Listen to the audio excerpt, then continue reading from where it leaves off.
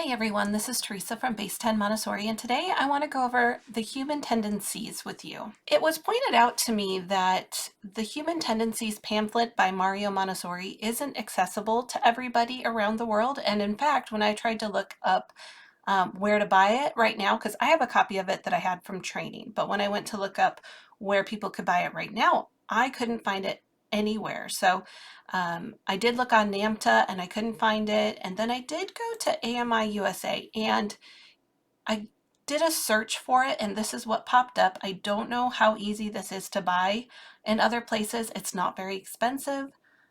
So that's something to check out on the AMI USA website. So keep searching for it. It's there, but it might be hard to find. But I really want to go over this topic because some people have requested it and they say they have a really hard time accessing the information that goes along with the human tendencies. Now, the human tendencies is an extremely interesting topic. It's one that I thought I understood pretty easily when I first started training. And when I went back for my second summer, I thought, maybe I don't understand this topic as well as I thought. So it took me a second time around to take a look at this and really figure this out. I'd really like to go over the entire pamphlet by Mario Montessori. However, I'm not going to do that today. I'm going to put that on the back burner and just go over what I wrote about for my paper, for my theory album, for the human tendencies in my AMI training.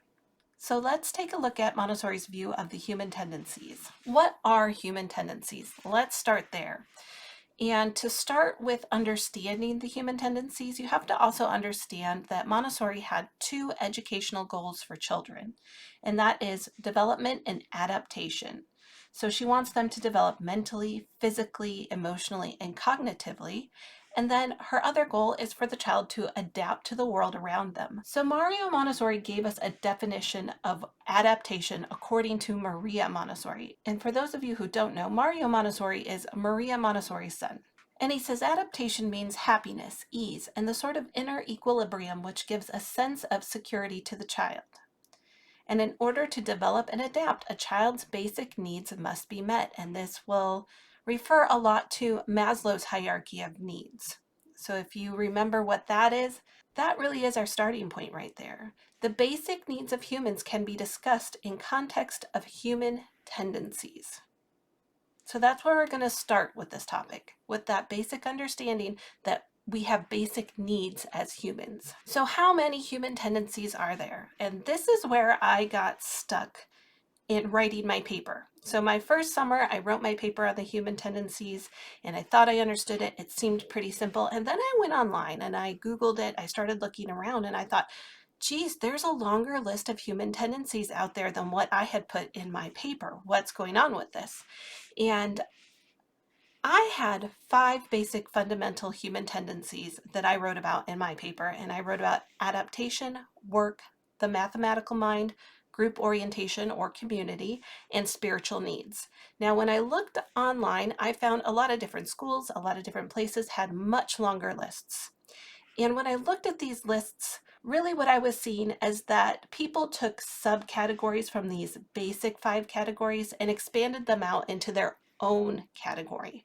So if you can remember these 5 categories and expand on the idea of these 5 categories, you could get a much longer list. You could get a more detailed list, but really when we explore these 5 topics, everything is kind of covered in these main 5 topics. So just keep that in mind. If you're seeing a different list of human tendencies out there or a longer list, it might be because people broke down the categories into more subcategories. So let's just keep it simple, keep it with these 5 categories and really expand on those ideas as much as possible. And I think you'll find we'll cover all those other subcategories that other people write about all the time. So let's talk a little bit about instincts versus tendencies.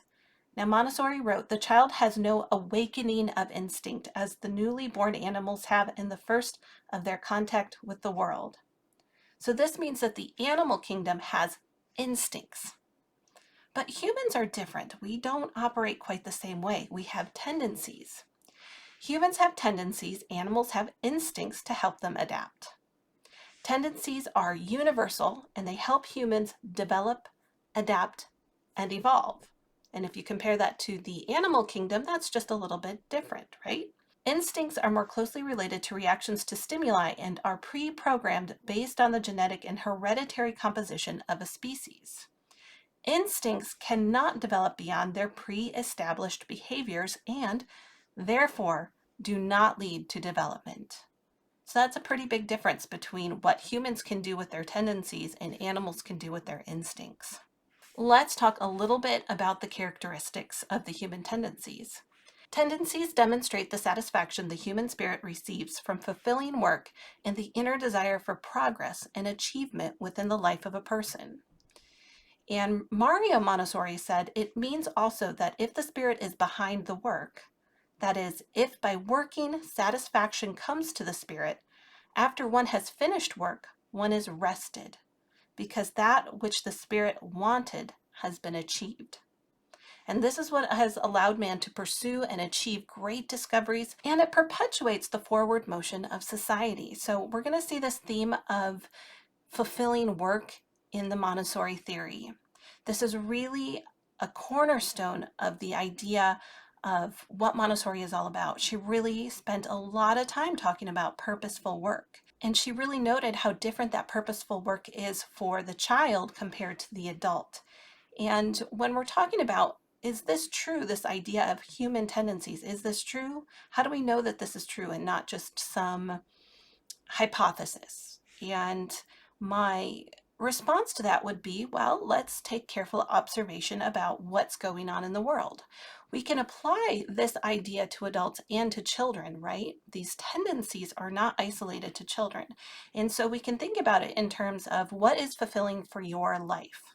Do you as an adult need purposeful and fulfilling work? And once you finish that work, how do you feel, right? And we see what goes on in adults when they don't have purposeful work, right? The deviations that occur when an adult doesn't have a meaningful job or doesn't have a job at all. We know that that can create great depression and anxiety in a human. And so this idea of purposeful work and these human tendencies, we can observe this in society. We can observe this in ourselves. And so as you think about what's true and what's not true, and whether or not you really want to adhere to what Montessori is saying here, do simple observations on your own life or on the people around you, and really test out these ideas of the human tendencies. Let's talk about this first human tendency, which is adaptation. The vital task of infancy is this work of adaptation, which takes the place of the hereditary behavior patterns present in the animal embryos. And Maria Montessori said this in the book, The Absorbent Mind. And if you don't know, I have been working through the book, The Absorbent Mind, chapter by chapter on my channel. So if you're interested in that, go ahead and check it out. In that book, we talk a lot about adaptation, and we do an even deeper dive into what this means in the book, The Absorbent Mind. And historically, humans were nomadic. They explored and they adapted to new locations. And this helped them to provide for their basic needs of survival, right? They needed to be nomadic in order to survive. They needed to use the land in different ways or go different places that had different materials that they needed. So that is the historical context for adaptation. Adaptation is what helps the child orient him to his new surroundings. And when he's first born, that new surrounding is the family unit. So that's his first task, right? Adapting to the family unit. And then he starts to expand.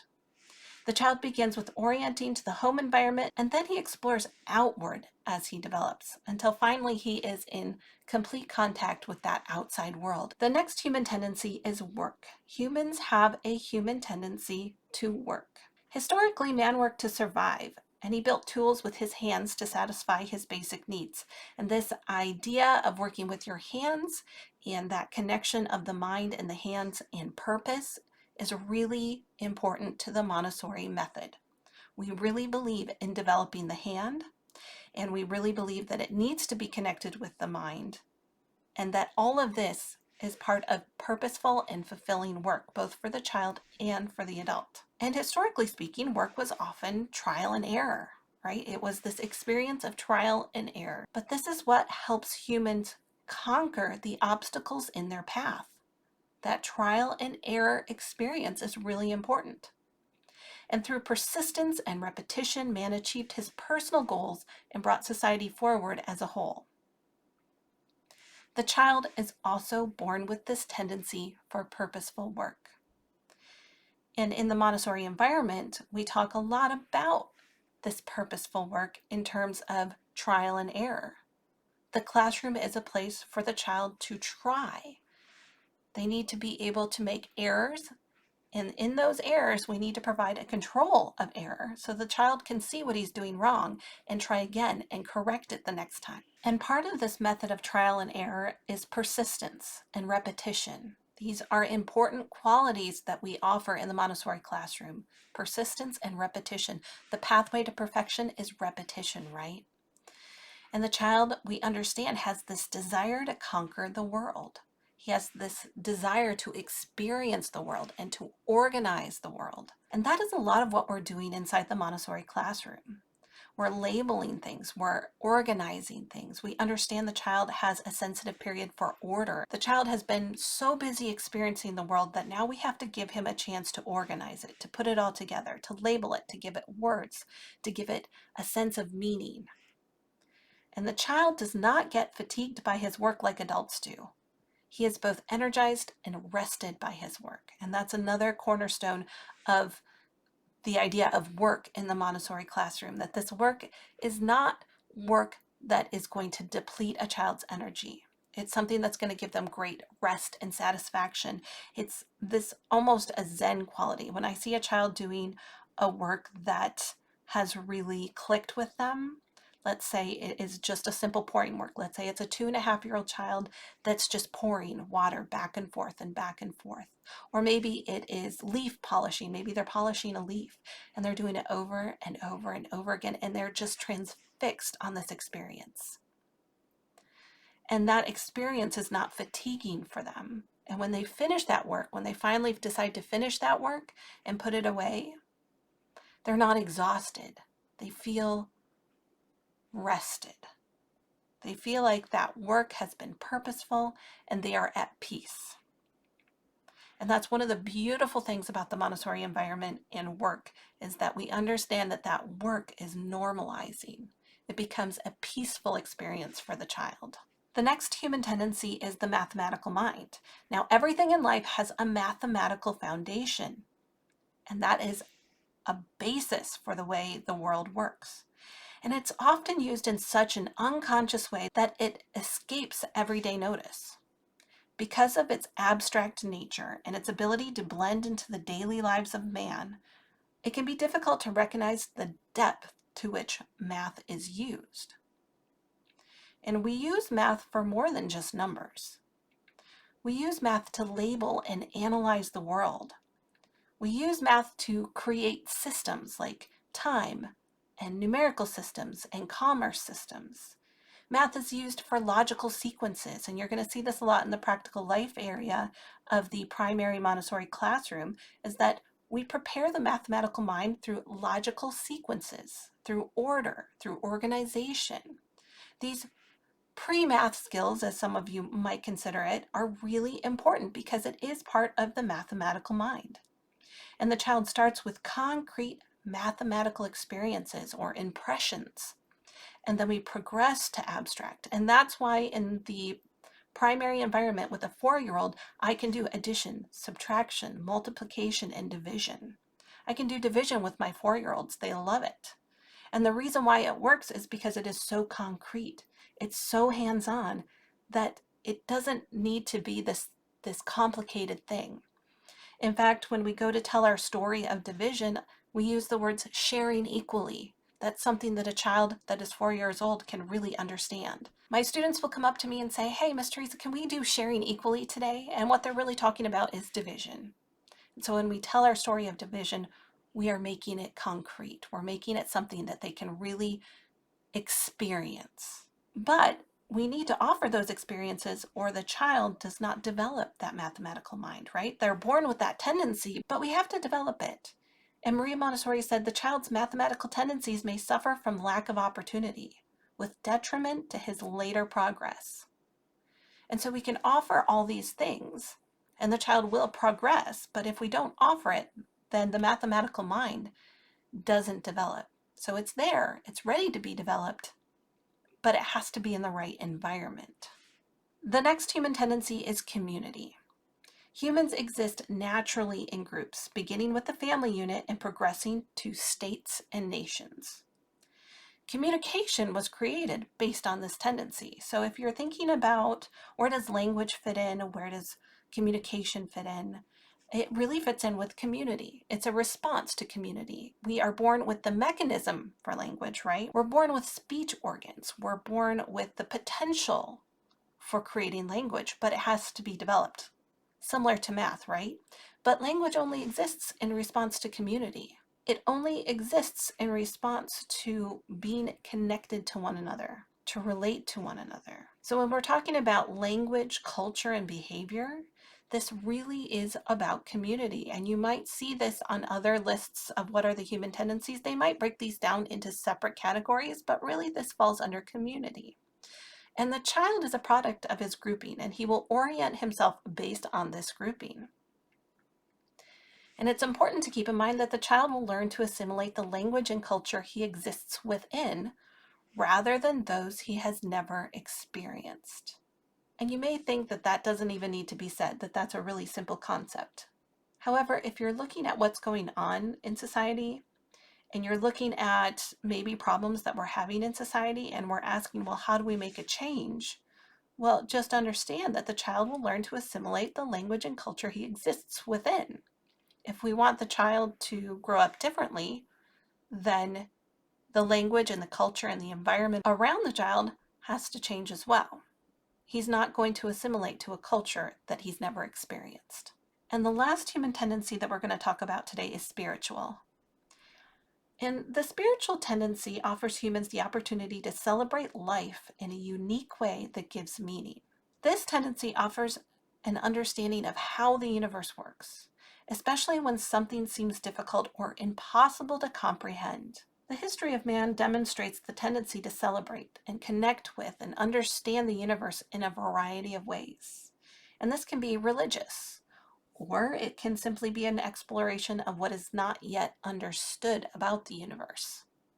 Or it could be an exploration of what we do understand about the universe. And this is often expressed through ceremonies, music, art, and philosophical thought. And so when we're talking about the Montessori classroom and we're talking about the spiritual components that happen in the Montessori classroom, we really can keep in mind that yes, religion can play a part, but music and art and philosophy and ceremonies, these are important things. These are things that sometimes people decide to take out of the classroom because they don't want people to get offended, right? But this is a basic human need, and we need to think about how we're going to bring that into the classroom. Children absorb these spiritual beliefs and customs and become free to choose the customs they want as they develop and explore the world, right? But they don't wait to become adults to see that. They start out with that early on. Whatever you give them in their environment, they're going to absorb. They don't have a choice but to absorb whatever is around them. But what makes us different, because we're humans, is that we do grow, we do develop, and we can have the freedom to choose different things as we grow up. So this spiritual connection with the world is a basic human tendency. So that is a simple overview of the human tendencies, and I will go through the pamphlet of the human tendencies by Mario Montessori. It's not very long, but it is going to take me some time to put together. So hopefully this video will meet your needs for right now and help you have a better understanding of the human tendencies. And of course, don't forget to like, share, comment, and subscribe to the channel, and I will see you in the next video.